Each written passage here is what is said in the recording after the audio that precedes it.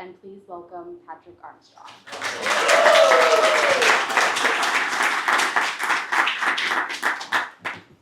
What's up, y'all? You gotta unlock this because I had to put a passcode on it for some reason. I'm using our iPad from home, where my 1-year-old and my wife are currently. So, my name's Patrick. I am not a designer, so that is why those slides got out of order, because that is not what I do by trade. I am an Asian American adoptee based right here in Indianapolis over in Cottage Home. And before I get into it, I want to do my own round of shout-outs. So I first got to shout out my wife, Emily, who is at home with our 1-year-old, getting ready for bed. If she was not the incredible person, parent, and partner that she was, I would not be standing up here right now. So shout out to her and shout out to Van. Secondly, I got to shout out Tori and the Indy Design Week team. My word of the year for this year is community. And ever since I met Tori and been involved in getting ready for this, everything that I've seen about what they do really leans into that definition of community, especially here in Indianapolis. So shout out to them for putting this entire thing on every year. Third, the draft team and this entire space. I've been here for a couple meetings for work, but last month I was here for my first ever event for Creative Mornings. If you were also here, I was sitting over there and I was crying a lot because it was a really impactful and powerful presentation from Caitlin Beisco. And not only was I inspired by her words and story, it got me really excited that I was going to be here this month to be able to do my own version. So shout out to y'all for creating an incredible space and for having us here to do this. And then lastly, I got to shout out Justin and Genevieve and quickly apologize for the slide mishap. That is my bad. But and the entire AIGA team for sticking with me and taking a risk on me and having me do this. Especially after the last 2 months where I've changed my presentation about 7 times. And we've met maybe twice to talk about what that would look like. So because of your input, because of your intentionality, we got here. And in a few weeks, we're going to be in my domain in the podcast studio.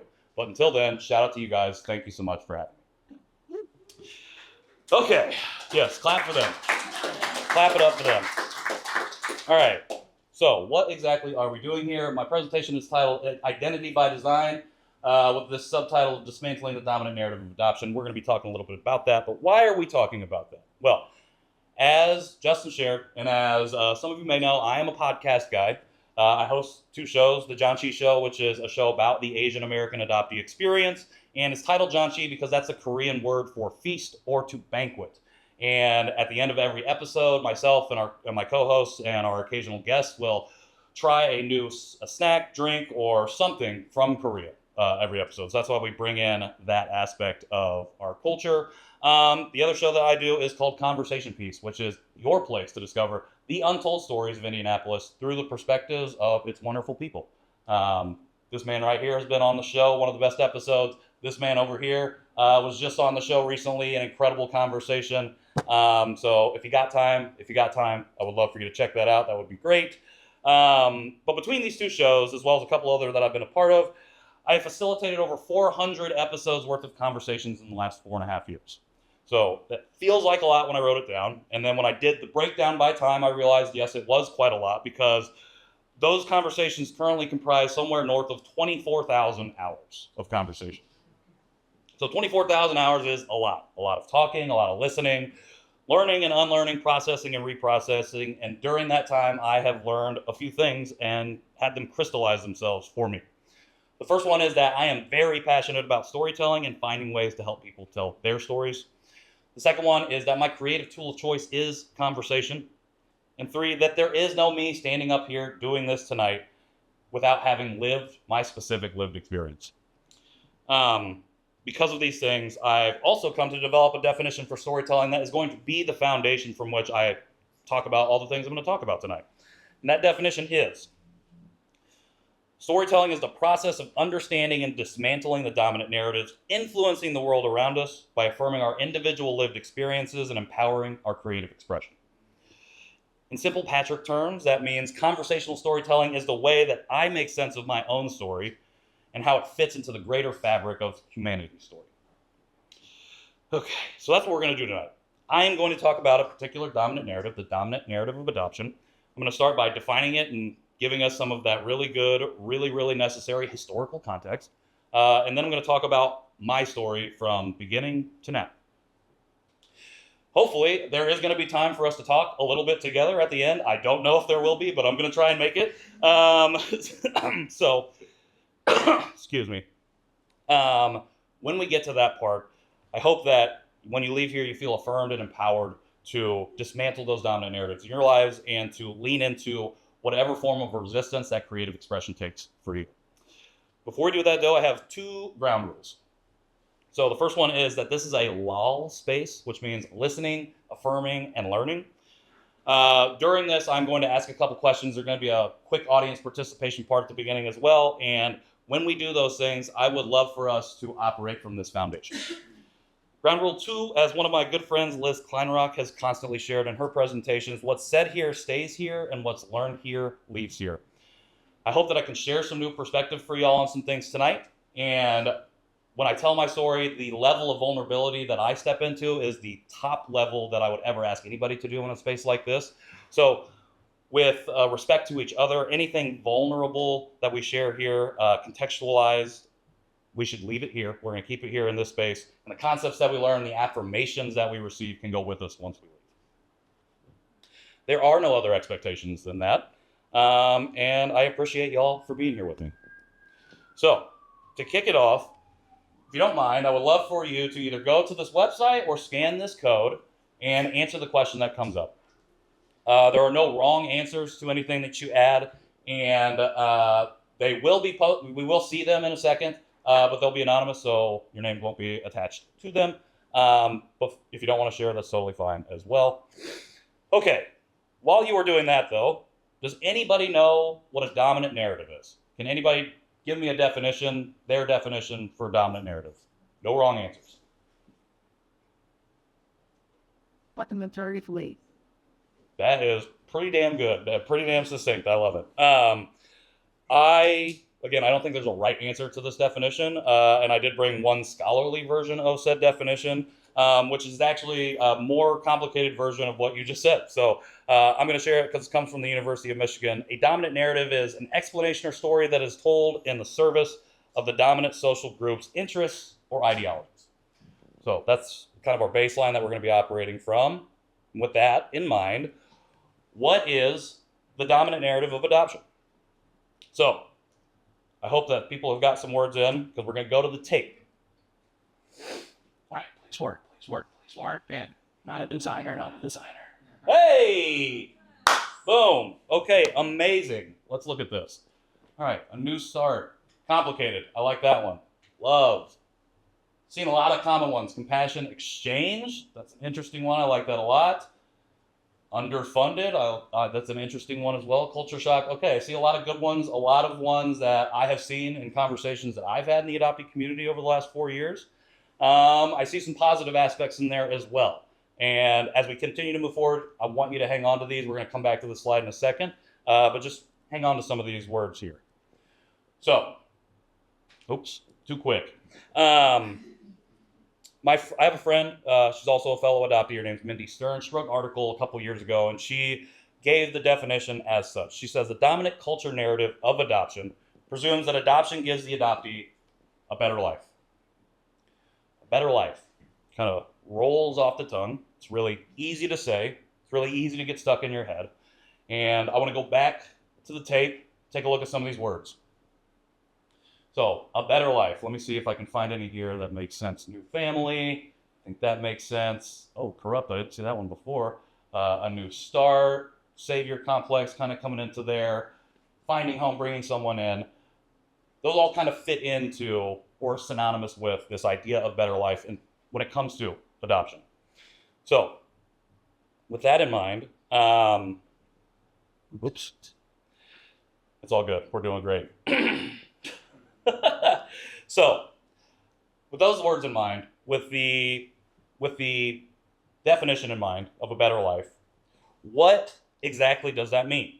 When it comes to adoption, we like to start commonly with two places, with either the birth parents or the country or community of origin. So, three common examples of why someone might choose this better life narrative. The birth parents weren't capable of taking care of a child. The birth parents or first parents didn't want to take care of their child or a child, and or the country or community of origin is seen as inferior or underdeveloped. There are other reasons. Humanitarian crises like war, natural disaster. Think of a recent earthquake in Afghanistan, or think about what's going on in Ukraine right now, also in Gaza.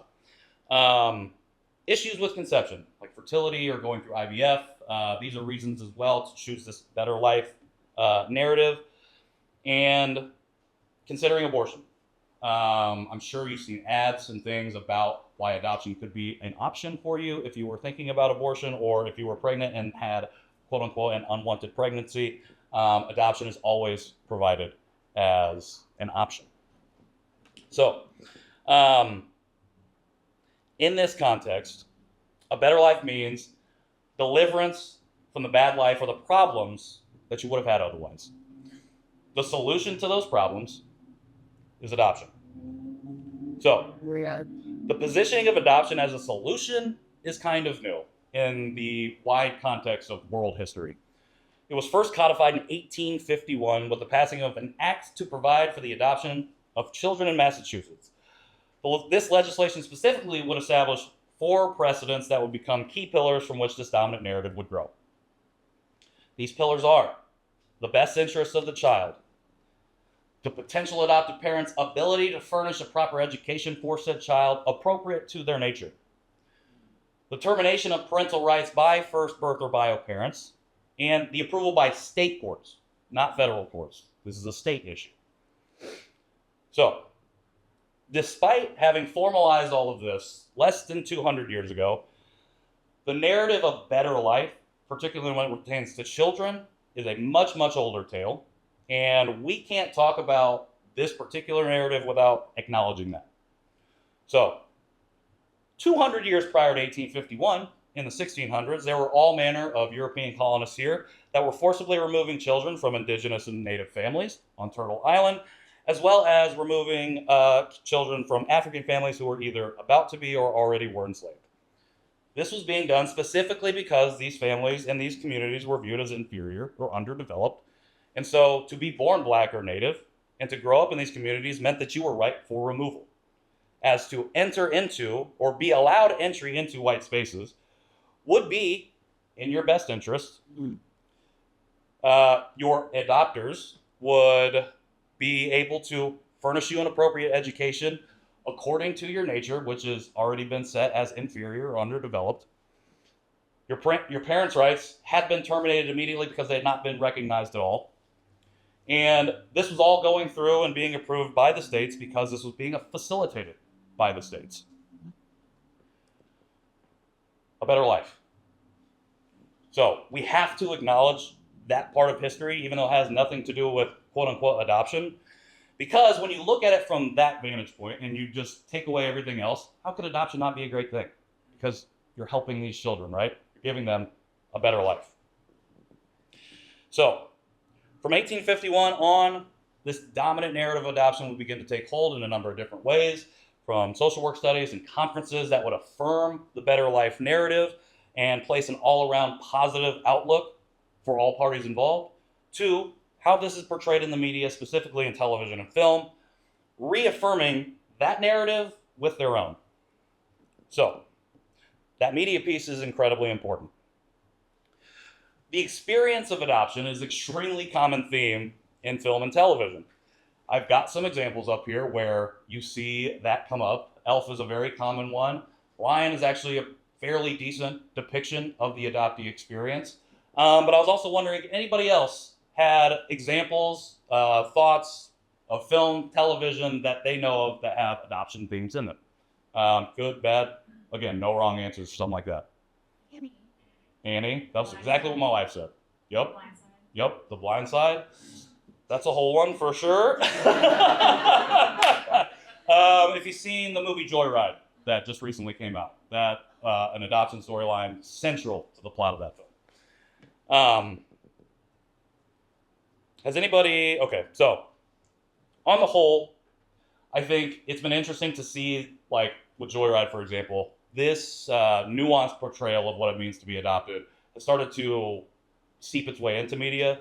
But overall, the portrayals and depictions have continued to perpetuate the dominant narrative. So, got some movies listed up there. There's Meet the Robinsons. That's a Disney movie. Did anybody grow up watching Disney movies? Animated films specifically? Okay. Basically everyone. If your hand wasn't up, you were nodding. I saw it. How many people have seen Hercules, the animated movie? Okay, yes. Love it. Love it. In similar fashion to your yes, I loved that movie when I was growing up. It had what I thought was a great story. It had great songs, and it had really great acting.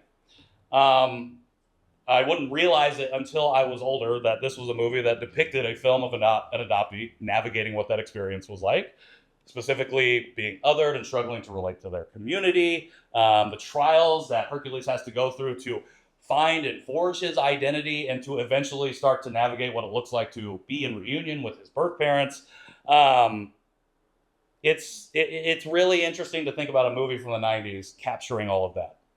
And at the end of the movie, it takes its step to perpetuate this dominant narrative of adoption when it shows that Hercules was able to reach his full potential because he had been adopted, as well as that love, in the end, would conquer all, because Hercules is depicted as having not just an incredible relationship with his adoptive parents, but also now an incredible relationship with his birth parents, who he has reunited with, which, for adoptees, is considered to be an absolutely idyllic situation for some.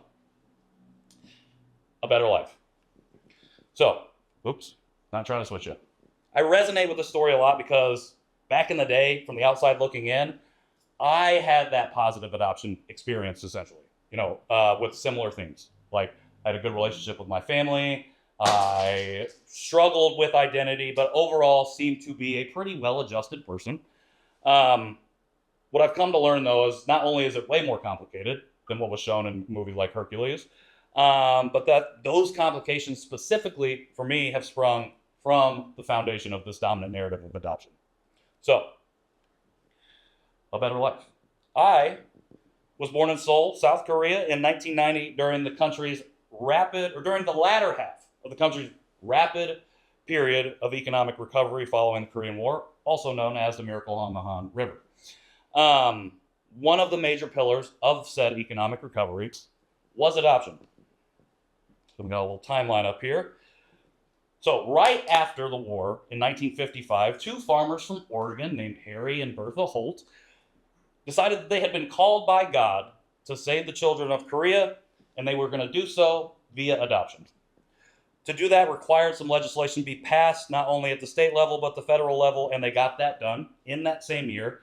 And at the end of the year, Harry traveled to the country of Korea and returned with 8 children. This moment began the formalization and industrialization of international adoption specifically. So, at that specific time, the children of Korea actually did need saving. Most of them were mixed race, born from soldiers stationed in the country during the war, and they would not have been accepted into Korea's extremely homogenous society. They would have been othered and ostracized and probably would have died in the orphanages. By the late 60s, it starts to shift a little bit out of necessity because the supply of mixed-race orphans from those soldiers started to dwindle. Once you adopt them all, we're not in a war anymore, so there's not another supply to come up. Not only that, the demand for children remained high, specifically coming from the country. And adoption, like I said, pillar of economic recovery, had proven to be lucrative because fees ranging even back then could range anywhere from $7,000 to $9,000 to $40,000 per adoption. So, by 1990, these things started to shift. We see a peak between the 70s and 80s, lots of kids being shipped out. In 88, we start to see a shift because Korea gets to host the Olympics. They get to do this because over the last 30 years, they went from quote unquote a third world country to a first world country, which is almost unheard of in modern times from an economic standpoint. And what was meant to be a celebration of this economic success turned into a really black eye for the country because a lot of exposés came out about how many children had been exported via their adoption system. So, officially, since 1953, the number of children sent overseas for adoption has surpassed 200,000 from Korea alone, and over half of them have landed in the United States, like myself. That number still is the most of any other country outside of the United States sending country, and was almost caught by China until they suspended their adoption programs because they're dealing with population stuff right now. According to my own file, I was born to an unwed mother in Korea in 1990 who, like mixed-race children, would not have been accepted into Korean society. There is a massive stigma against single unwed mothers, and essentially, when that happens, mothers were forced, coerced, and pressured to straight up relinquish their kids. They might not have benefited. Families may have benefited because they might have been in on it. Again, we're going through economic recovery, and for whatever reason, this felt like the thing that would help. Suffice it to say, the societal prejudice, among many other things, specifically the dwindling amount of mixed-race children in Korea, would help to maintain that system of adoption. So, like I said, I was born in 1990, March to be exact, unwed mother, and 3 months later in June, I was here in the States, the new and first child of a white middle-class working family, and the recipient of said better life. And for the next 35 years, everything was all good. That is the end of my talk. I appreciate you guys coming here. I put that joke in there because the dominant narrative of adoption would have you believe that's where the story ends. I was adopted, and I'm all good. However, as I hope we've starting to understand over the last 10 or so minutes, that it's a little bit more complicated than that. Definitely a lot more nuanced. So, I grew up and I believed this better life narrative wholeheartedly. I believed it because that was the exact verbatim story that my parents would tell me and anybody else over and over and over again whenever they asked why I had been adopted. Well, your birth parents were not able to take care of you, so they gave you up for adoption so you could have a better life. Better life. For the longest time, that is what I thought, and that's what I lived. I had a great relationship with my family. I still do. I made a lot of friends. I got a rural education in Indiana. I worked a lot. I played 3 sports. Went to church. I laughed. I was loud. I was extroverted. Anything that you can picture in your mind of what a better life could look like for anybody, I probably lived something of it. At the same time, though, something I would not realize until much later, I was struggling with things that I didn't know how to talk about, specifically that I hated that I was Asian and that I desperately wanted to be white. That started on my first day of Catholic grade school, first grade, when I walked into the gym, because I don't know if this is everywhere, but when you go to school, you go in the gym and you sit on the bleachers and wait for school to start. So I walked in, first day, a kid I didn't know ran up to me, pulled his eyes back, said, "How do you see out of those things?" Turned around, ran away before I could answer, and I stood there not knowing what to do. And so I'm a first grader. I don't know that I'm supposed to be able to process that, but I didn't, and I told no one that happened. In that same year, my parents decided that they would take myself and I believe my younger sister at the time, I don't know if she was here yet. Yeah, she must have been, to a Korean culture convention. Now, I have tried very hard. I pride myself in my research for the stuff that I do in my work. I tried very hard to find information on this event. I cannot find it. I don't know if it was here. I don't know if it was in Lafayette. I don't know where it was, but I know it happened. Talked about it with my parents. I know it happened. Anyways, well, I don't remember much of like what we did there. I just remember going there and I remember leaving.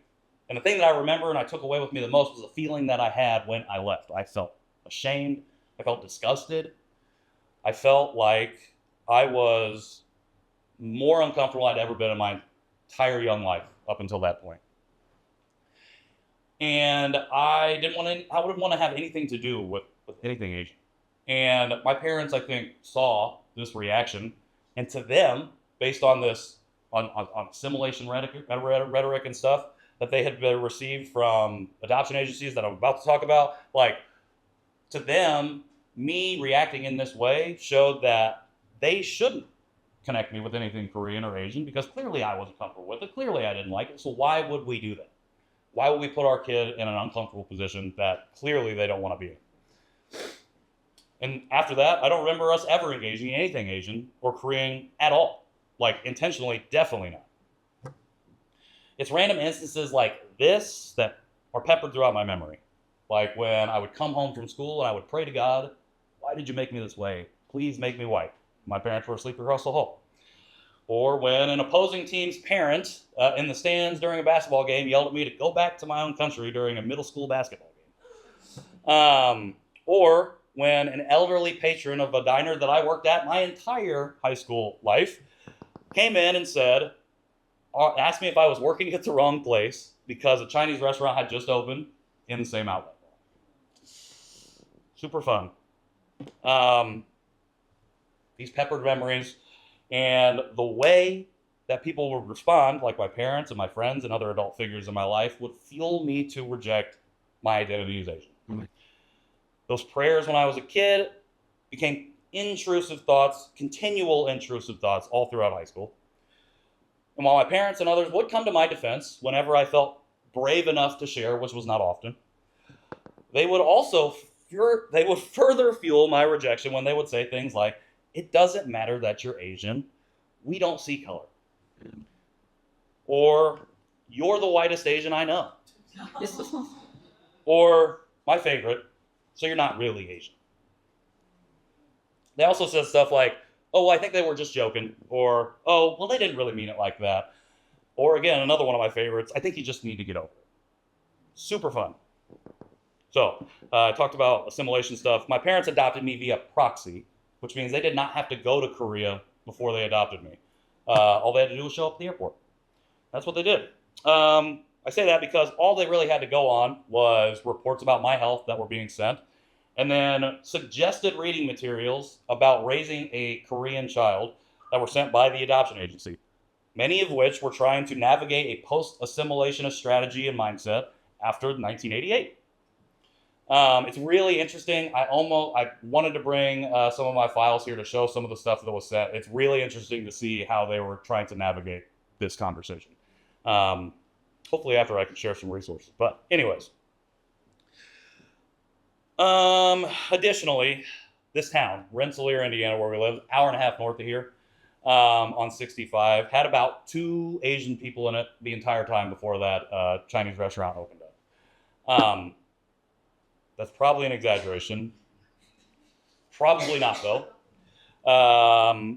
It's fine. There were not many Asian people. And I say that because it's an indicator that there really wasn't many people or community or other things for them to learn from in the first place, let alone expose us to once they had adopted us.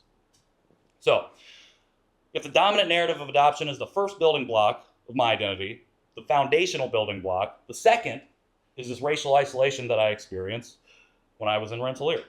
Well, I was given a lot of privilege and access and opportunity because of the family I was adopted into. My lack of racial mirrors and cultural exposure, not only in my household, but the community at large, played a significant factor in how I would think about and form my identity at that point. A better life. As hard as I tried to assimilate, I was constantly reminded that I was different, even though I tried to tell them that I wasn't. So instead of waiting until like college or until right now to be in the middle of an existential crisis, I was navigating existential crises all throughout my teen years. I just didn't know that's what was happening. And all I knew was that I had an insatiable desire to be accepted by every single person that I came into contact with. And I would not ever do anything to be involved with Asian anything. So, I would continue to navigate college this way. These are things that I probably should have brought up before, but it's similar stuff. So, I also play basketball, and side anecdote, when I was playing basketball, I love basketball, it's my favorite sport. In 2003, I was a going into freshman year, in that year, a player named Yao Ming was drafted in the NBA. I became Yao Ming to basically the entire town, but specifically to the people that I play basketball with, my friends.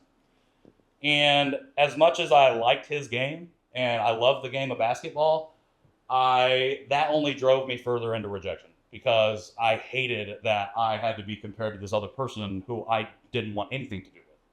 The same thing happened when I was in college, and Jeremy Lin came in the NBA and had his moment, which is a whole other can of worms. Anyways, again, that's how I navigated college, was this period of rejection.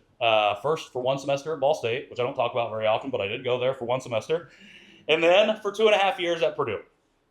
And while at both of these institutions, I was really lucky to start learning about some true history of America, specifically all the horrible things that we've done to Black and Native people here. And while I was becoming way, way more liberal than I ever thought possible, based on my lived experience prior to that point, I still did everything in my power to stay away from Asian everything. I think some of that had to do with the first time that I met Asian students on Purdue's campus, and when I told them that I was adopted and raised by white people, they said, like so many other people, so, you're not really Asian. So coming from people from the diaspora, I must not be. Or it might have been when I was waiting in class one day after that experience, and I noticed that an Asian student was walking up to me, and they were talking to me in a language that was not English. I don't know if anybody knows this, but I only speak English. And instead of trying to be a good human being and like engage with this person, I looked at them quickly. I said, I am sorry, I don't understand what you're saying. I looked away. They turned around and left and walked out of my life forever. And I've thought about that moment every day since for the last 4.5 years. Or it might have been when I got into my one and only fight with one of my white friends who told me that my family could not possibly love me because we did not share the same blood. Hilariously, I tried to negotiate with this person and reason with them and tell them, no way, it's all good, let me explain, until we got to the point of no return. One punch ended that fight. I threw that punch. But it was also one of many singular moments stacked on top of each other that would be, again, the foundation from which I would reject my identity wholly. I would continue to navigate the world this way after I dropped out of Purdue and moved into the workforce. From job to job, from city to city, from Angie's List to another city to Angie's List again for some reason, because that's what you do when you live in Indianapolis. I would get in quickly, I would do good work, then I would find the inevitable moment of discomfort when the challenge became too hard or was moving at the speed that wasn't good enough for me, when it became too difficult for me, and instead of stepping into discomfort, I would turn away and run. Or run to the next thing, run to the next city. And I would explain my decision-making in a way that made other people in my life feel very comfortable. And when they felt comfortable, it made me feel comfortable. Because it fell in line with what they knew about me, and it fell in line with this dominant narrative that told them what they should know about me. And I keep moving that way until June of 2020. Does anybody know what was going on around June of 2020? So, there was a thing happening called COVID-19, and the month prior, because it was a global pandemic, we had to get locked down, which was a great decision, I think, probably, for at least for that part of time. Whoops. I'm great at the slides, I tell you, not the design.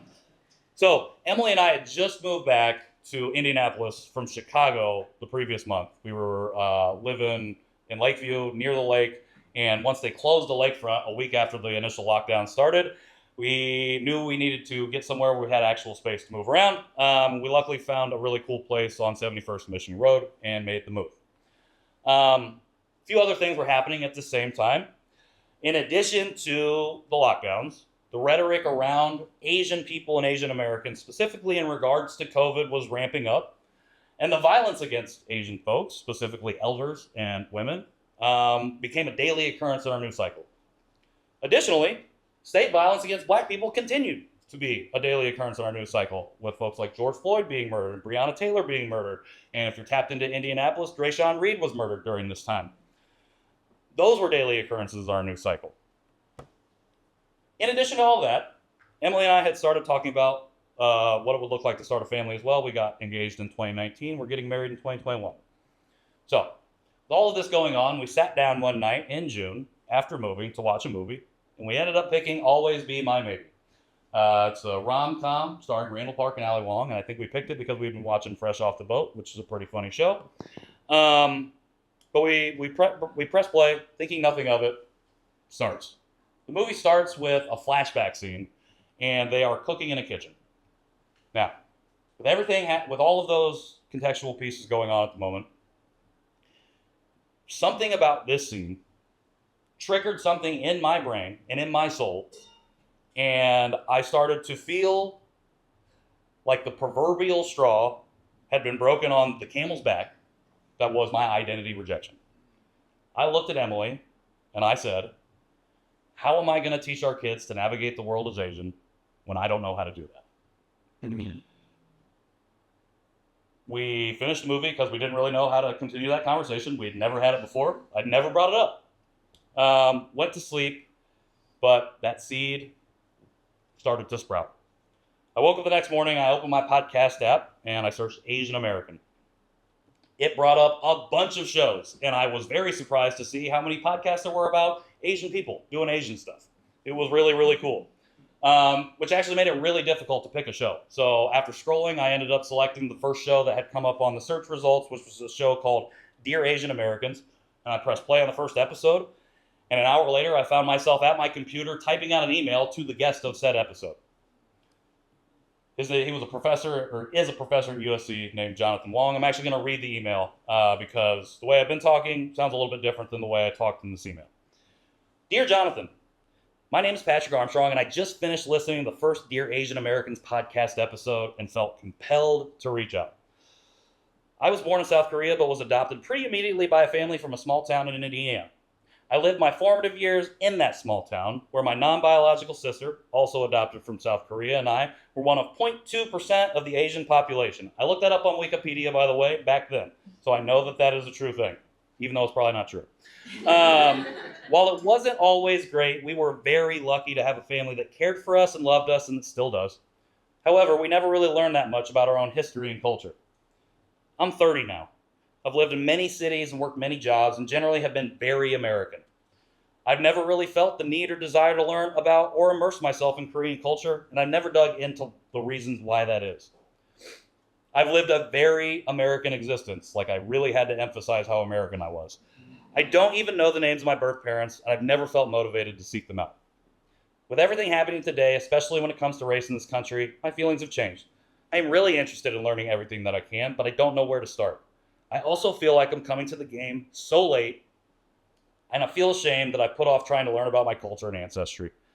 I was hoping that you might be able to point me in the right direction as to where to start this journey. While I am Asian, I feel like I am so far removed from the actual Asian American experience that I'm doing a disservice to our people and culture. Do you have any advice for this type of situation? So a couple things. I'm super audacious to send this cold email to someone who I've never met. I blame Angie's List, working there twice, for removing any restraints that I have about just randomly sending people page-long emails. Don't do it. And two, I didn't realize it then, but sending this email, in addition to the movie, in addition to everything else going on, but sending this email would fundamentally change me as a person and the direction of my life. The next day, I was really lucky, and I didn't include this here, but Jonathan emailed me back 1 day later.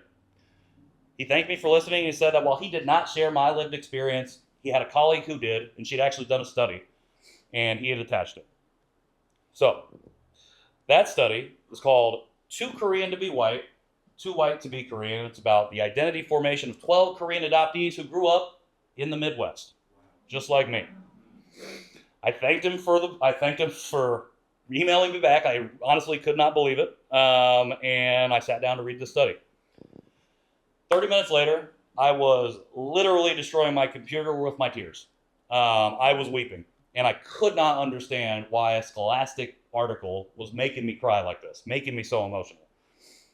And after a little bit of just like sitting and processing, I realized that this was the first time I had ever heard or read or seen memories and life that I had lived up until that point spoken from another perspective. I was absolutely shook. I emailed Jonathan back and I thanked him and I said, I could not thank him enough. And he said that I should get in touch with the host of that podcast. His name was Jerry Wong. A month later, I was guesting on that show. He amazingly connected me to the host and we kicked it off and he invited me to come on. And as I was getting ready to do my interview, he said that he had interviewed 2 other Korean adoptees on his show. And he thought that me and those 2 should do a podcast together about this experience. I said, okay. And the next thing I knew, I was in a Zoom room about 2 weeks later with 2 other people and Jerry. We were calling in from each of the time zones in the country. And it was real fucking awkward. I'm not going to lie. I left that meeting feeling like there is no way that I'm going to do this. I was like, these guys are weird. Like, this is not for me. I was being judging. I was judging. I will fully admit that. However, that seed that it sprouted after that movie, after sending that email, to reading this study, something there was telling me that I needed to pursue this. I needed to see this through. So I said, okay, sure, I'll meet again. And we kept meeting over the next 2 months. We met, we ideated, and we formed what would become the John Cheat Show. In September of 2020, we launched the first 3 episodes. Those episodes were dedicated to us telling our own stories. And so we interviewed each other. If you have a couple minutes, I implore you to go back and listen to those episodes because they suck. They are terrible. But it was the foundation. Episode 4 is when we started to talk to other adoptees as well. So, in the adoptee community, there is a phrase that is commonly used to describe the experience that I first had when I read this study. The phrase is called coming out of the fog. So it is essentially our awakening to a broader understanding of what it means to be adopted and adoption as a whole and its impact on us as individuals. And it was popularized in a book called The Primal Wound, written by a white adoptive mother named Nancy Verrier. And this book is often cited as one of the most impactful books that either adoptee or adoptive parent has read when it comes to impacting and changing and evolving their perspective on what adoption means. So, like many people in communities during our pandemic-induced lockdown, a lot of adoptees started to come out of the fog en masse, myself included. I just had the immense benefit of finding weird dudes to do a podcast with every week and sit down and talk about that experience every single week, which really, really accelerated and bolstered my growth as an individual. A lot of people did not have that opportunity. However, in addition to this podcast, I don't know why I pointed to the book. In addition to the podcast and in addition to the stuff I was doing on my own at the time, I also found myself on a new at the time app called Clubhouse. Anybody been on Clubhouse? Anybody know about that app? Okay. So if you don't know, Clubhouse is essentially a social media app that is talk-based. It's like there are chat rooms and instead of typing out messages, you're just talking. There are people on stage, there are people in the audience. You don't have to talk if you don't want to. There are no cameras. It's just profile pics and short bios, which was really cool. I liked it. And when I was first on there, it was ruining my life because I was spending like 3 to 4 hours at a time in conversations. Whether I was watching or listening, I was in those spaces. Mostly Asian American ones because, again, I'm on this journey trying to figure out my identity. So while I'm spending time in these rooms, I start to connect to and listen and hear and see more adoptees. And eventually, some of the people that I connected with decided we needed to do our own adoptee-only room where we could have a conversation. There were 6 of us. Did not know if anybody else was going to show up when we did it, but we decided we could have a great conversation, so we did it. In our first room, our first conversation was 4 hours, and there were 10 people. There were 6 of us moderators and 4 random people who said, hey, let me go into this room. Around hour 2, there was a person in the audience, and they raised their hand, which was a feature on the thing, and said they wanted to come up on stage, so we brought them up. And she introduced herself, and she said that she was adopted from Korea to Germany. And she was thanking us for the way that we were talking about adoption, because she had never heard anybody talk about it in a similar way that I felt when I had read that study. She then proceeded over the next hour to not just share her story, but to come out of the fog in real time with us. She was having revelations about her own identity, about the way her family and community had treated her, about the way that people in her life had ostracized her because of her adopted status, which was also tied directly to her ethnic identity.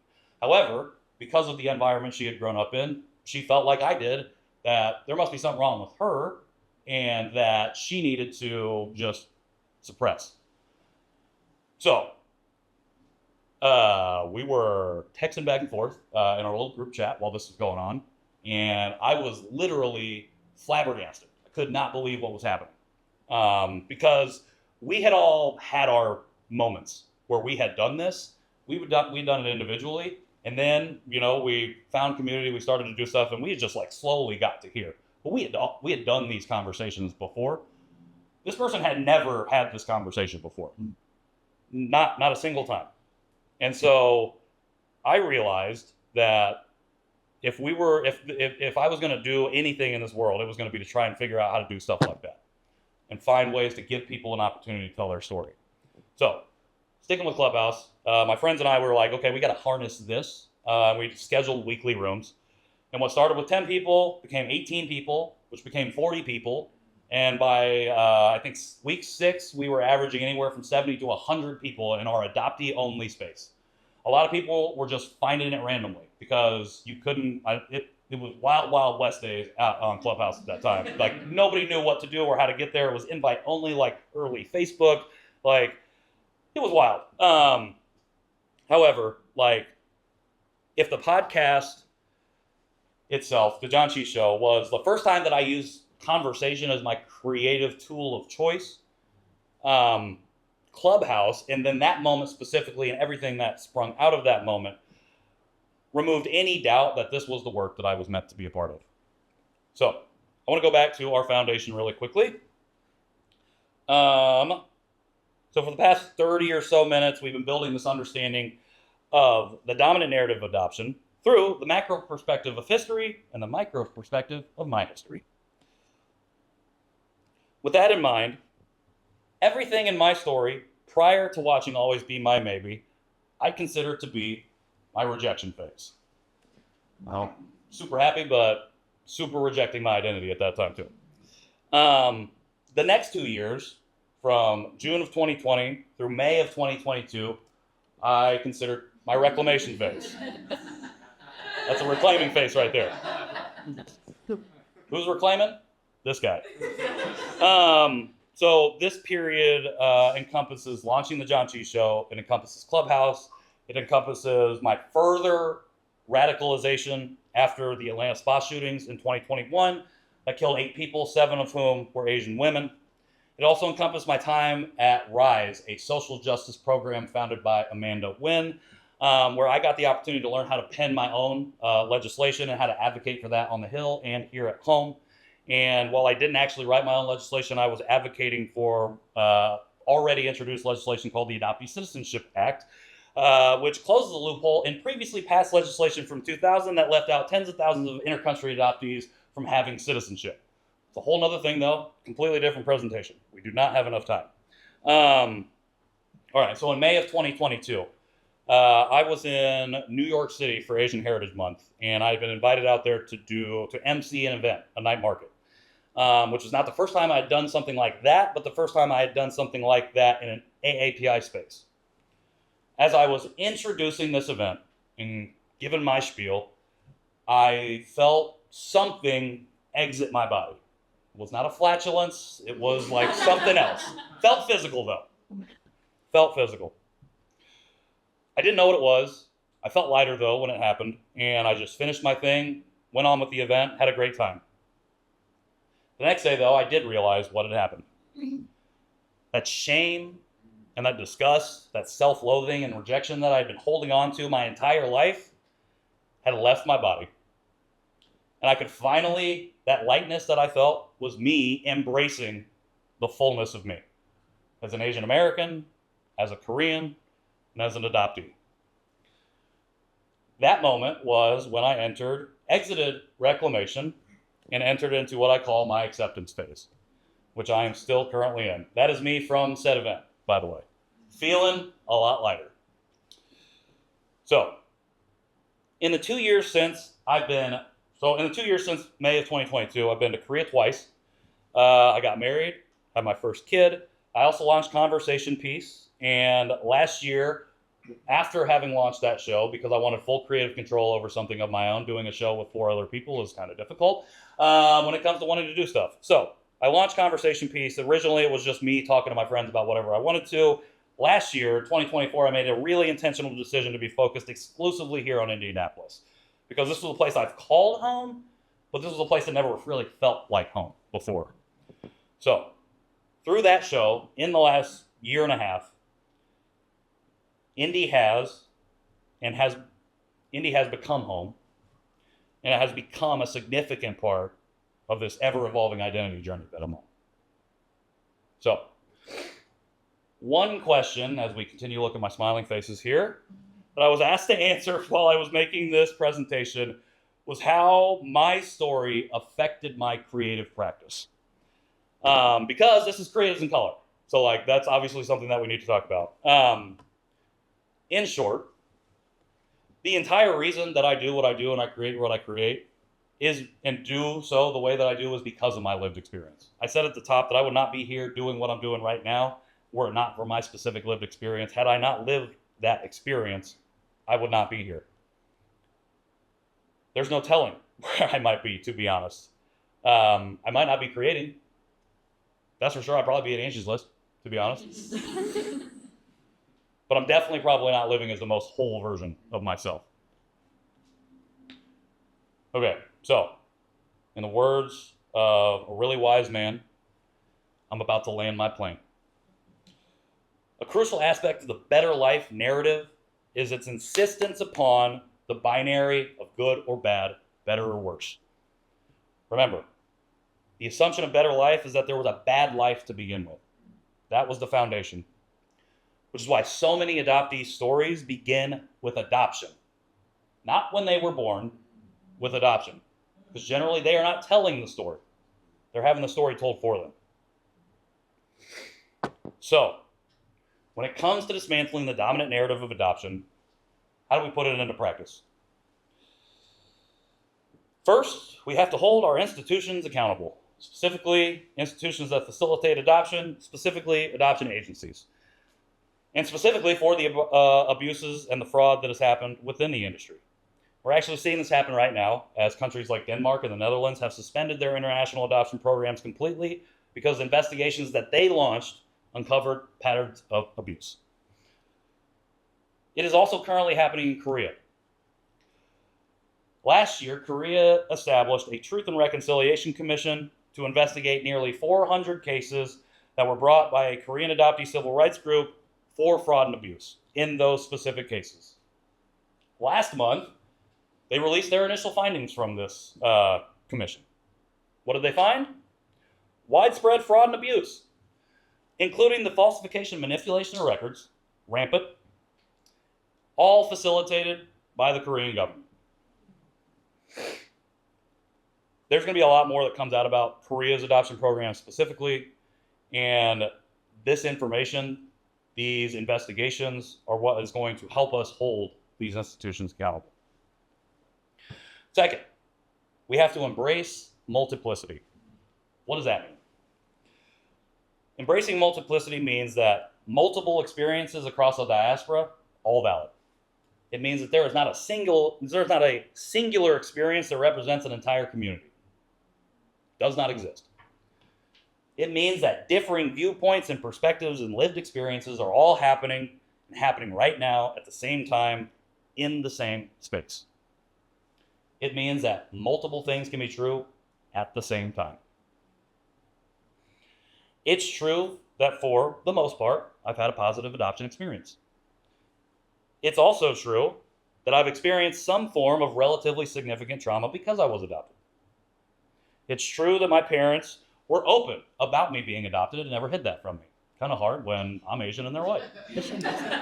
It's also true that they adhered to the better life narrative, particularly when it came to assimilation rhetoric and cultural erasure. Whether they meant to do so or not, that happened.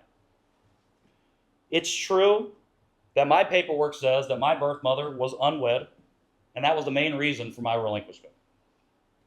It is also true that my adoption decree that was received upon getting to the United States and finalizing my adoption says that my birth parents' information was withheld because I was abandoned, and therefore that information is not available, which I know is not true.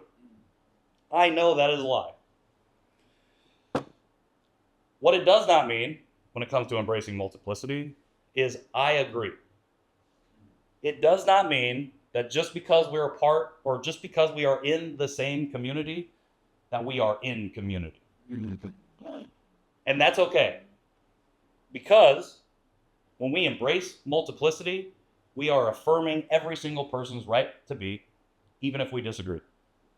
Which brings me to point 3. Exist. The simple act of existence allows adoptees with different experiences than the better life narrative to actually give life to those counter narratives that help dismantle this dominant narrative. By simply existing, adoptees with counter narratives, different lived experiences than what we assume when it comes to the positive experience of adoption that we've all been led to believe, stands in direct refutation of this dominant narrative. The issue for so long has been that we've had so few opportunities or even the understanding to affirm somebody's identity as an adoptee.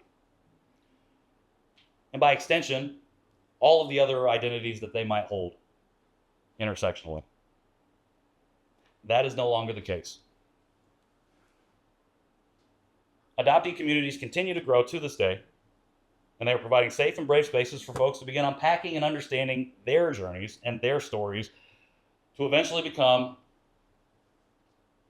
not just the authors, but the orators of their lived experiences for the very first time.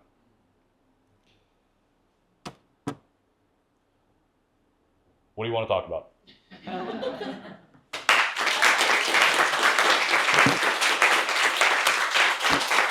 Thank you. Why are you smiling? Yeah, go ahead. So you've talked with other people about this. Yep. What did you say to your sister? How did you two talk about it? Great question. So we never talked about it growing up. My sister is a year and a half younger than me in age. We were 4 years apart in school because of where our birthdays fell. So we didn't really develop a relationship growing up. We never talked about race or being adopted. We actually wouldn't start talking about it until I started this journey, and she came and was the guest on our 10th episode of the John Cheese Show. So it's interesting because even in that conversation, I don't know how deeply we go. We're more scratching surfaces. But we've had better conversations since then, for sure. Did she feel the same way you did? There's definitely similar themes, for sure. I think what's really interesting is that I grew up with another Korean adoptee and yet never once felt like I had community or anything like that. Yeah, something that I reckon with a lot. And I feel a lot of shame and guilt about my role as an older sibling to my sister because I feel like I should have went through some of that earlier on so I could have helped her with that. She had a different experience than me, for sure.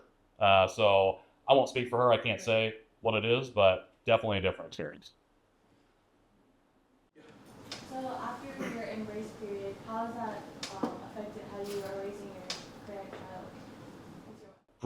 Great question. So one of the things that I feel really lucky about is to have gone through this over 4 years because a lot of adoptees I know, one of their catalyst points is becoming a parent. A lot of it because we don't have records of health or ancestral history, so we don't know anything about what we might have or what could affect us in the future.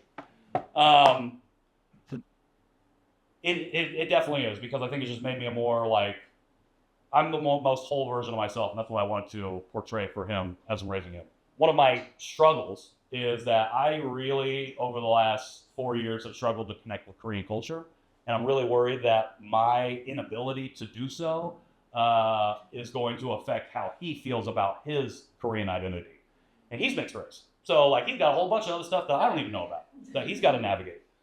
So one piece of advice I always give to adoptive parents is that you have to make the concerted effort to continue to engage with and learn about your kid's country or culture of origin.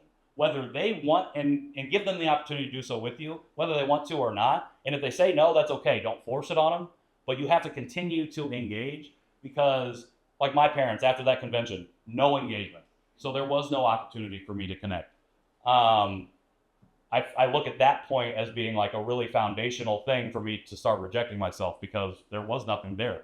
I am now really worried that I might be perpetuating that with my kid. So I'm trying to be intentional. He had his first birthday. There's a tradition called the Doljanchi for Korea's first birthday, and we incorporated some of that. So I'm trying to do that.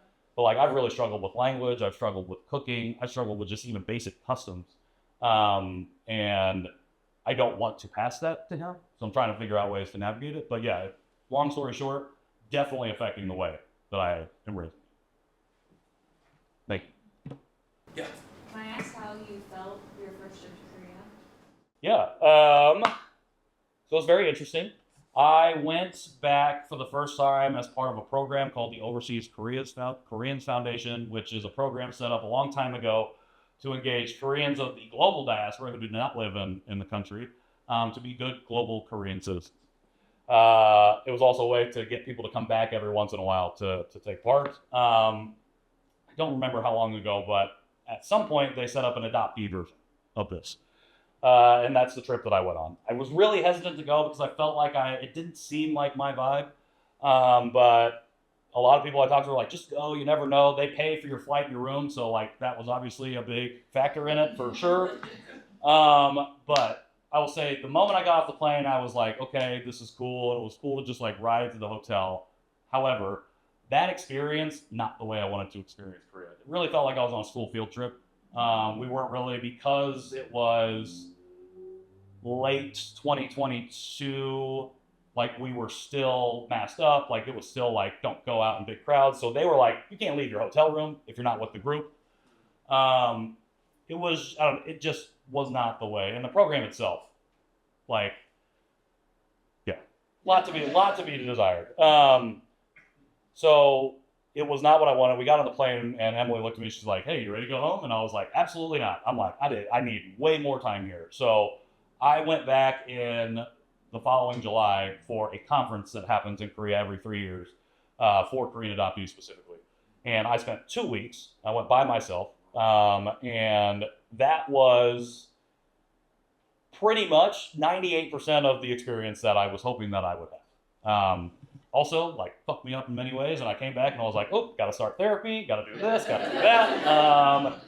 But yeah, like, it was, the first time was interesting. Like a real, like, it just made the itch, like, that much, like, itchier. No. Thank you. Yeah. What was your reclamation period like for your parents? Great question. So, my parents have always been supportive of anything that we did and do. And so when I started the podcast, she's like, oh, great, I would love to listen. And to her credit, she has listened to every single episode. We have 170 episodes out. Wow. So she was doing that. And I think it was just like a funny thing. In March of 2021, it's when the spa shootings in Atlanta happened. That messed up a lot of people, myself included. And that really crystallized for me that all of my white friends and my white family were not seeing me as Asian. And like we were not talking about anything that was going on in the world, nothing like that. Like a week after that, I was like, I texted my co-host, I'm like, hey, I'm pissed off. I'm like, I need to go on and just rant on the show. So we went on episode 33, I believe, and I basically talked for 60 minutes about how I was pissed off at the world and everybody in my family. A week later, my mom texts me. Well, actually, no. Like 3 days later, my mom texts me. She's like, you okay? And I'm like, are you fucking kidding me? No response. So like a week later, I'm at work, sitting at my desk, and she texts me, and she goes, "Hey, I just wanted to say that I am sorry that we raised you in a colorblind household." And she goes, "I realize now that I will never understand what it's like to not be white." Mm-hmm. She said that, and I'm an emotional person. I've always been emotional. Just start crying. I'm like, I gotta leave. And from that moment on, like, we've really, like, been building a stronger relationship out of that. She's actually went, like, and done her own education. And she said stuff about specifically, like, her lack of interactions with black folks as to one of the reasons why she is quote unquote racist. And like honestly, it's like, if you knew this person, you'd be like, there's no way that she's doing this. Like, she is doing that work. My dad, it's a different story.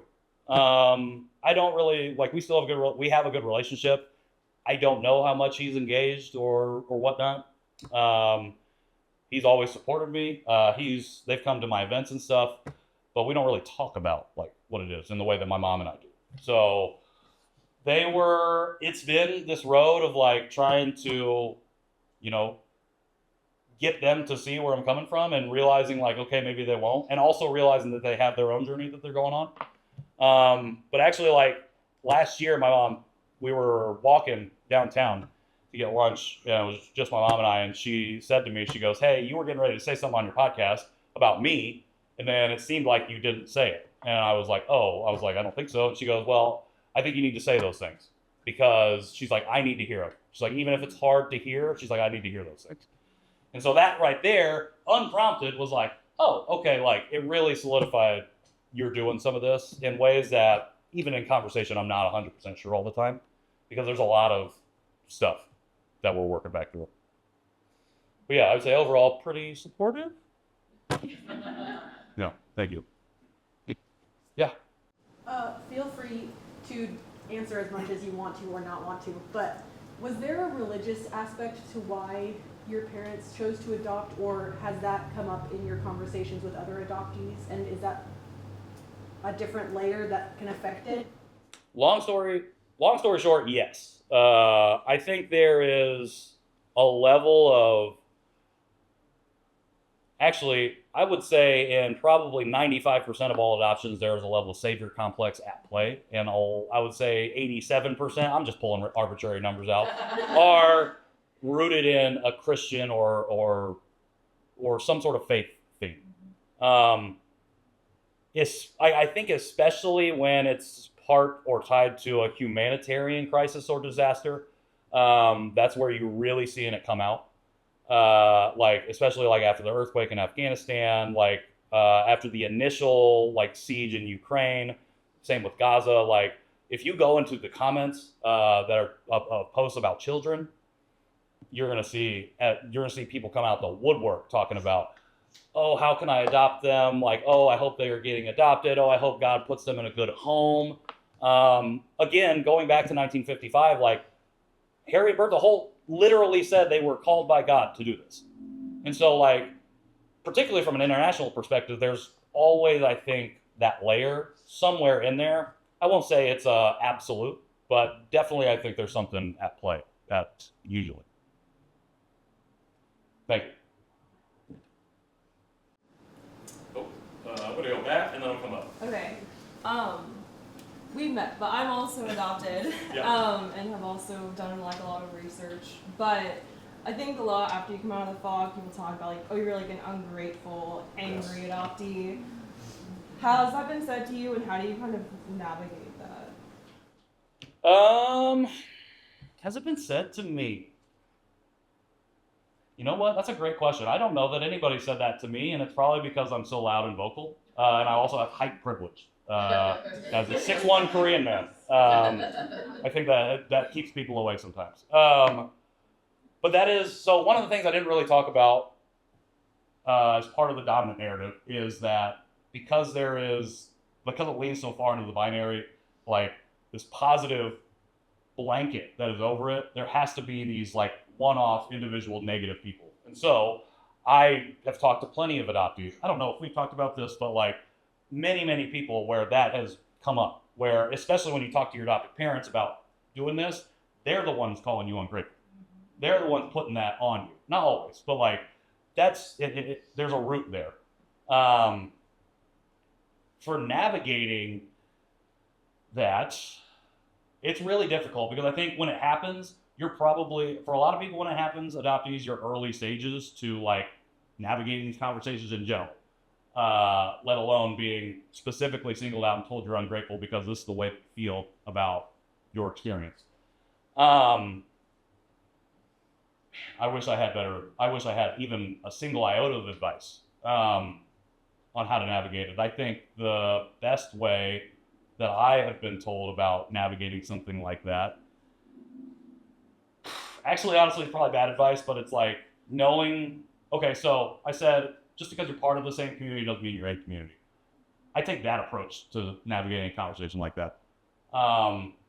Just because I ended up in a family doesn't mean that everybody in that family is my family. So I'm not saying because we don't have the same blood we can't be family, but I'm saying like the people who are misogynists and racists and bigots, like that's not my family. That's not part of my community. And when it comes to people who want to put that label on you, if you're not ready to have that conversation, don't have it. Shut it down. I would not blame you if you turn around and ran the other way. F that person. They don't deserve or are privy to anything of your life. And that's the privilege of storytelling, is the privilege falls on the recipient of your story.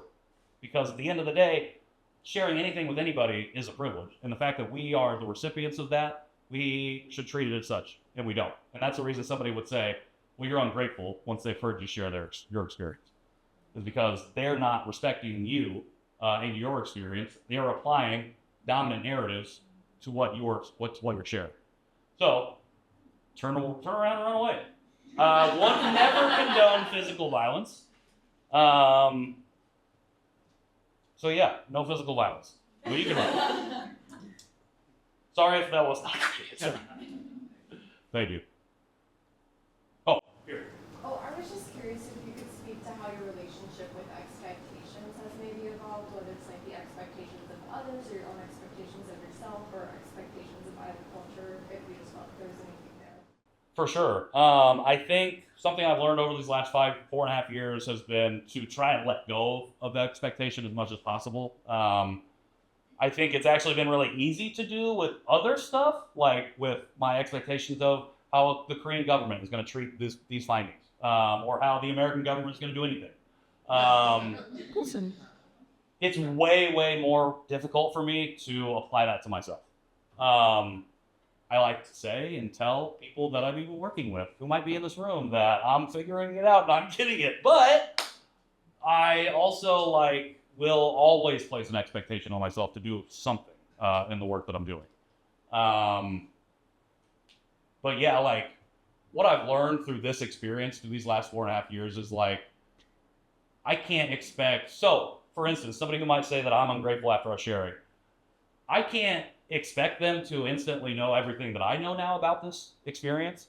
However, how they respond and treat that might dictate how I might respond. But I've learned that you can't expect somebody to just get it or to even figure out that they want to agree with you in any way. At the end of the day, everybody is their own individual person. And I think we want to push to a collective, but that collective is generalized and it is not a collective of individuals. And so letting go of the expectations of people and just letting them be and then showing up as the fullest version of me is how I've been navigating that.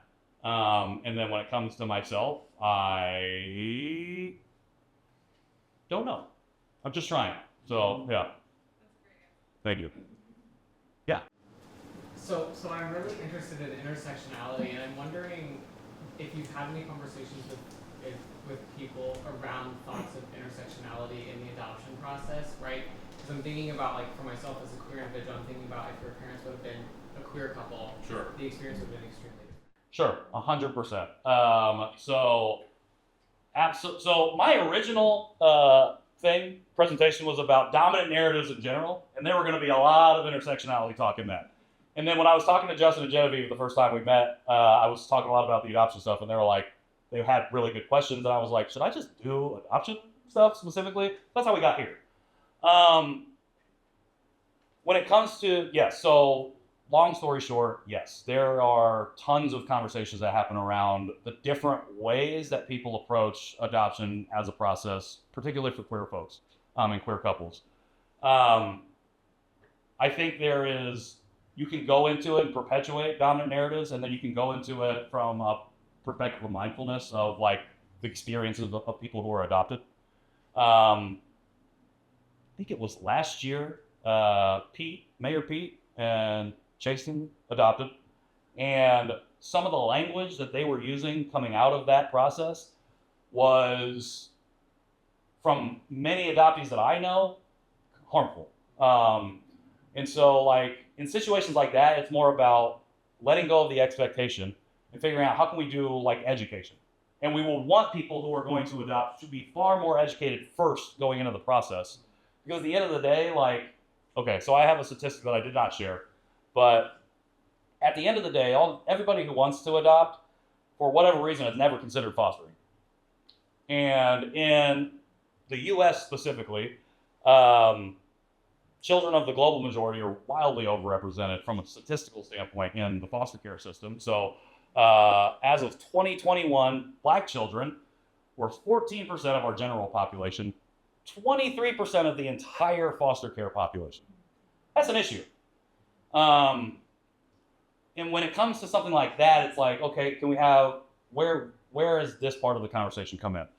And at the end of the day, I'm not necessarily saying the foster care system is the right way to go. There's a lot of problems with that, and that's another conversation.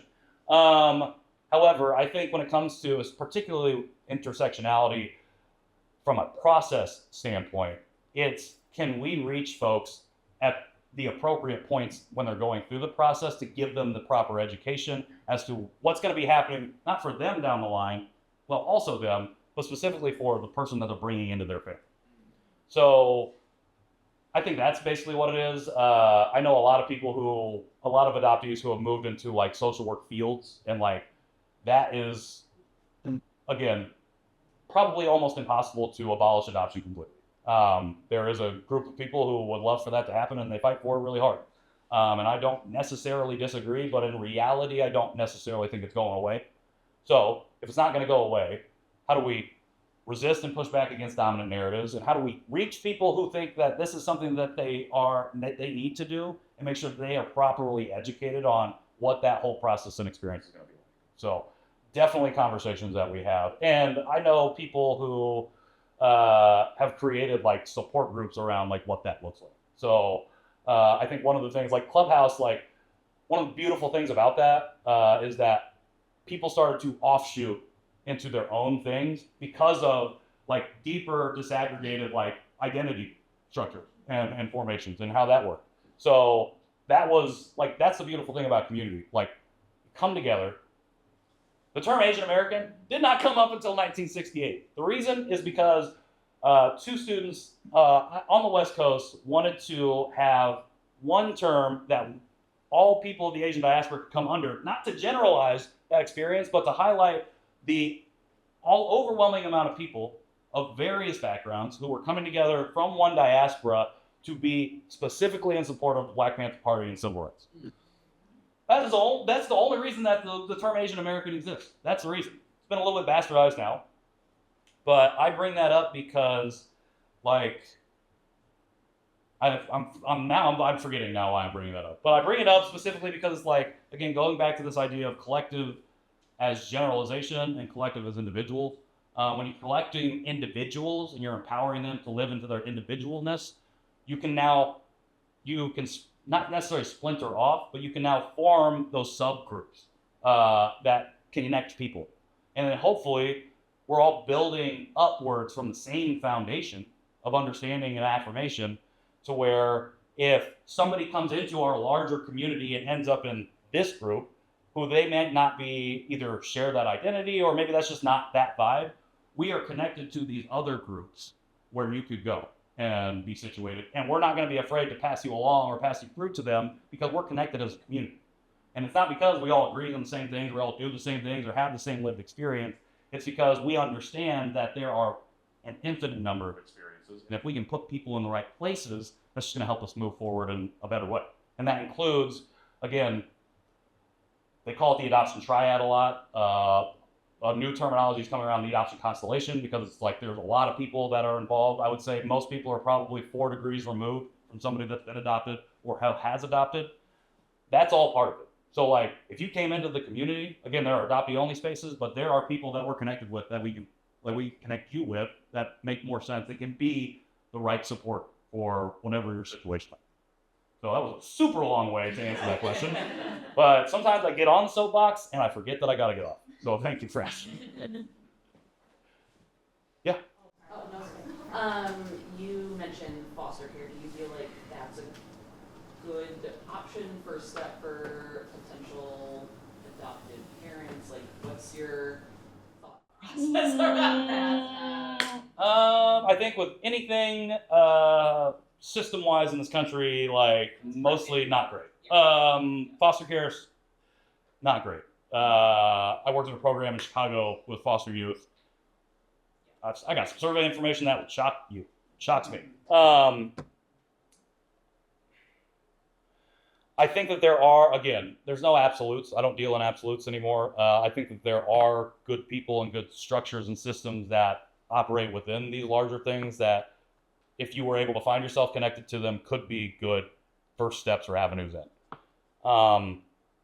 I bring up that argument because it's like, again, we instantly go to adopt, especially from other places, when in our own backyard there are many, many children who we need to be taken care of. In addition to all of their parents who we should also be figuring out ways to support. So that way those family units can remain intact. Like that's the goal.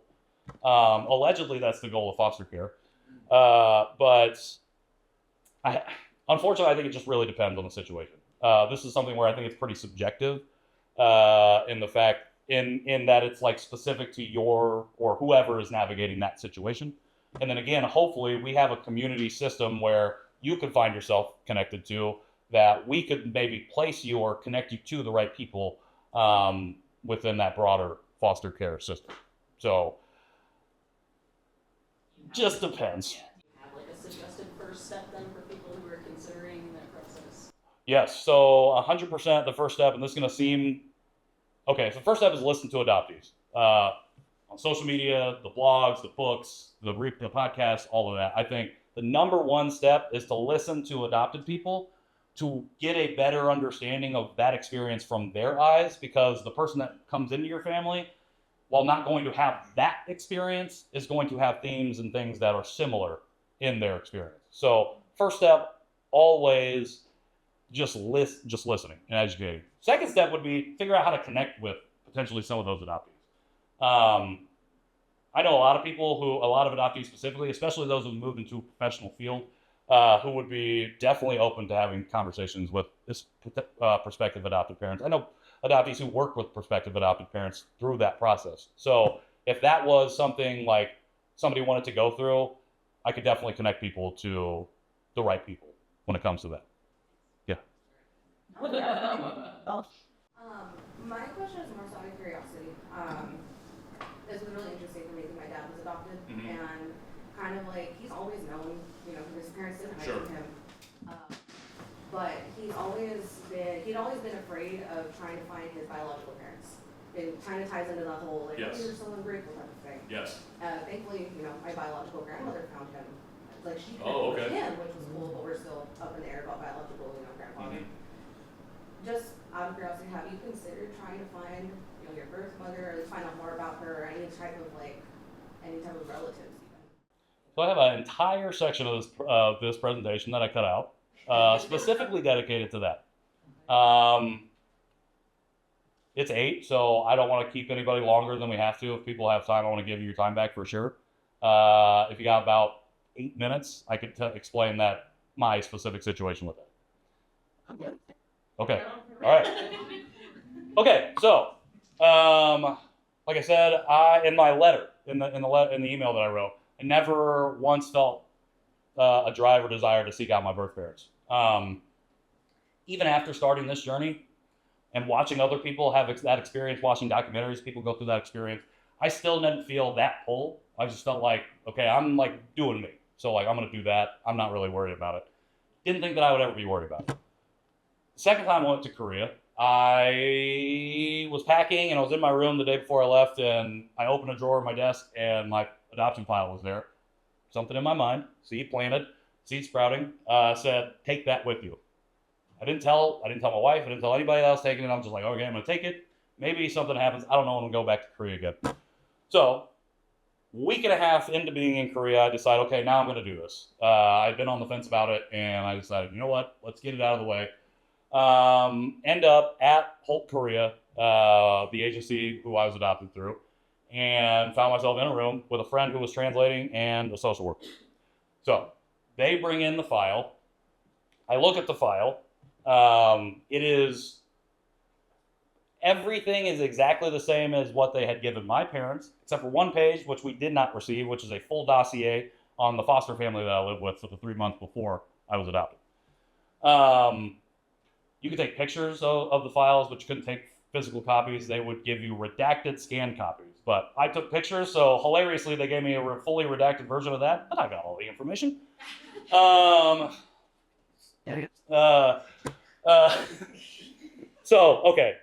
I get through the file, and I'm like, all right, nothing new, exactly as I expected. I asked him, do you have any information about my birth parents? He's sitting there in front of me, he goes, yeah, actually we do. And I'm like, okay, bombshell. He goes, we don't have very much information about your dad. We have his name. We have quite a bit of information about your mom, her name, an address that she lived at, and a phone number. And I'm like, okay, bomb is continuing to explode in my brain. He's also sitting in front of me with a brown notebook, and he's motioning to the notebook like, this is the information. This is what you've come here for. And so I go, naturally, well, can I have it? And he, as to be expected, said no. So, for Korea specifically, if you want to try and contact your birth parents, you have to submit a form to an organization called the NCRC, which starts a 90-day letter writing campaign where they will send 3 letters over 90 days to try to establish contact. If they do not establish contact, or if there's contact that comes back in the negative of wanting to reconnect, then you can't restart that process for another year. So, he tells me this. I already know this information. I'm pissed. He gives me the form to fill out, and I go, okay, I will fill this out later. I'm not in the space to do it right now. I'll fill it out later. I'd started writing a memoir at the time, and I told myself, this is a great ending point for this book. I'm going to fill this out when I finish this book. I have not finished the book yet. So I come back to the States. Month or so goes by. A couple months go by. Everything's cool. Life is going on. I'm in therapy. On a random Wednesday, I get an email from said social worker that I've been working with out of the blue, who says, hey, just wanted to let you know we started that letter writing campaign and sent out that first letter. So I was like, hold up. Let me check all of my many email accounts to see if I had for some reason sent this form in. I had not. So I'm like, okay, you just went out of your way to do this and you didn't contact me about it. Okay, great, cool. Told myself again, no expectation. I was not expecting anything to come from this. A week later, I get another email from same social worker. He says, hey, just wanted to let you know that we established contact with your mother. She got your letter, she got our letter, and she called us. She wanted to let us know that she has not forgotten about you. However, she has another family. She is worried to establish reconnection because they don't know about you. However, I have told her how beneficial it would be for all parties involved were you to reconnect. So reluctantly, she has agreed to accept a letter and photos from you. So this is like, I get this at like 7 in the morning. I'm messed up. I'm crying, duh. And I'm like, I didn't know what to do. Unexpected, like very unexpected. So in a rage, I respond, okay, great, I will send that along shortly. And canceled everything that I had for that day. 10:30, I left my house to go to Keystone Diner and eat breakfast because I needed to feed. And on the way there, in a blind tear-filled rage, I typed out a letter on my note app. Ate breakfast, went to Lowe's, I bought like $300 worth of mulch, and then I went home and did a bunch of yard work after that because I did not feel like I could do anything else. That was really, really therapeutic. I also called and scheduled an emergency session with my therapist for the following day. So that happened. And then that night, Emily comes home, we chat, we talk, she checks on me, I'm cool, all good, she goes to bed. I'm not cool. I have a bunch of stuff inside me that I need to get out, so I pound out about 8 more letters over a variety of things. Over the course of the next few months, I would write a bunch more letters. What I haven't done is sent that first letter off. What I didn't want to do was have them translate the letter for me and then send it, because I did not trust them to accurately convey what I had written, which had nothing to do with with adoption or anything negative about the agency. Like, I wasn't doing that, but I didn't send it because I didn't trust it.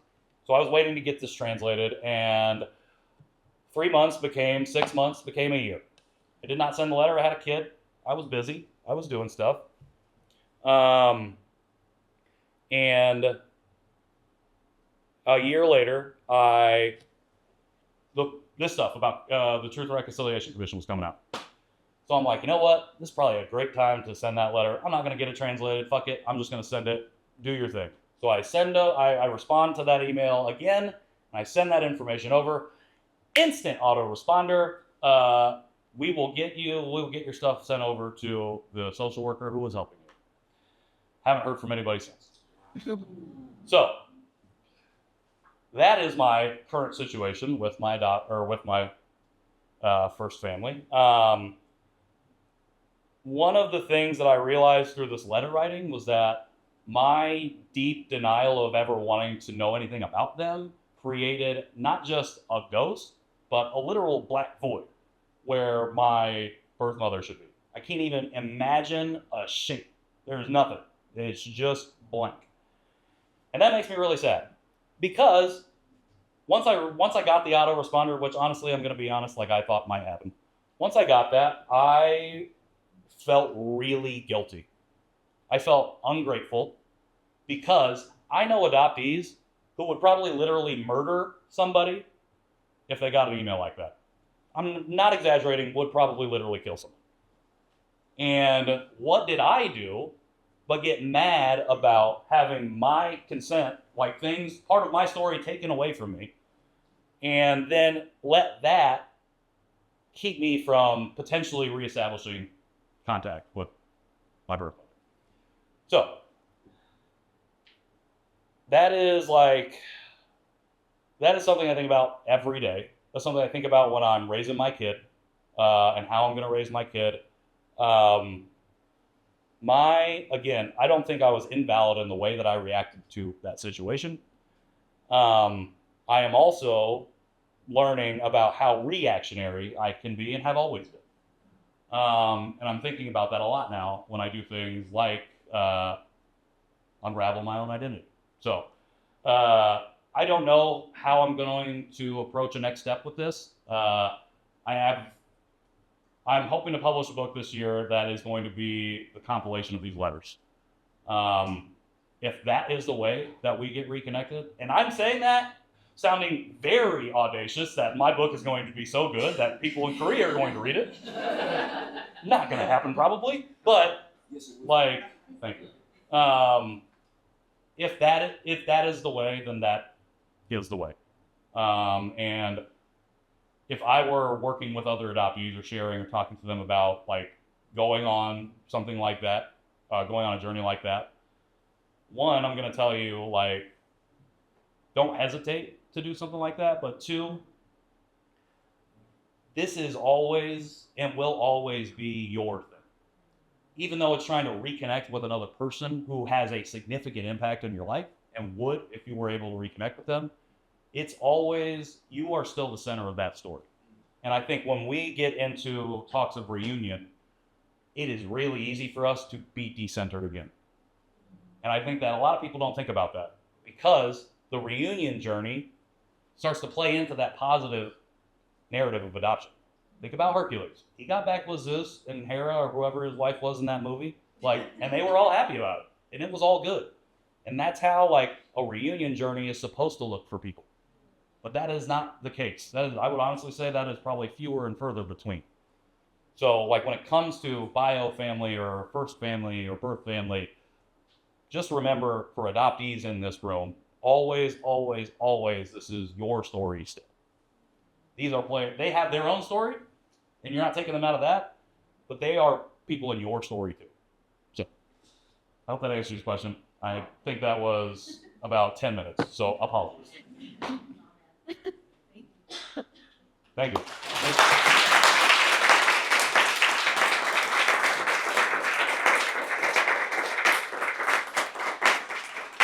Okay.